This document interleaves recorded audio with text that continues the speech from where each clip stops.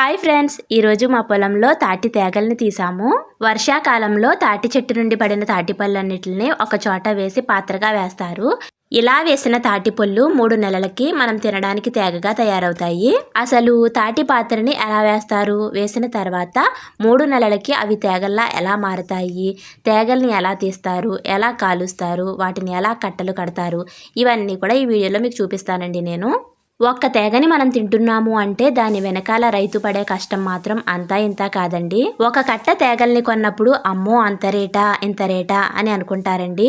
ఇంత కష్టపడ్డ రైతుకి మాత్రం ఫలితం తక్కువగానే ఉంటుంది. రైతు దగ్గర తక్కువకే కొంటారు, కానీ అది మీ వరకు వచ్చేసరికి రేటు ఎక్కువ అవుతుంది. రోజంతా ఇంత కష్టపడ్డ రైతుకి మాత్రం ఫలితం తక్కువగానే ఉంటుంది. ఒక్క తేగలు తీయడం ఒకటే కాదండి, ప్రతి రైతు కష్టం ఇలానే ఉంటుంది. అసలు తేగల్ని ఎలా తీస్తారో ఫుల్ వీడియోని కూడా చేశానండి. టైటిల్ కింద లింక్ ఇస్తాను, ఒకసారి వెళ్ళి చూడండి, మీకు నచ్చుతుంది.